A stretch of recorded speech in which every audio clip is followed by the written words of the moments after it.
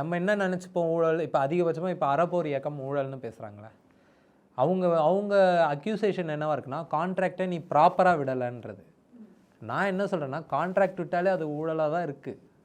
அதுவே ஊழலுக்கான ஒரு முறையாக தான் இருக்குது. இவங்கன்னா இவங்க ஆக மாட்டாங்க. இப்போ எடப்பாடி ஆட்சி காலத்தில் எப்படி அவருடைய சம்பந்தி எல்லாம் கான்ட்ராக்ட் எடுத்தார், ஹைவேஸ் கான்ட்ராக்டா.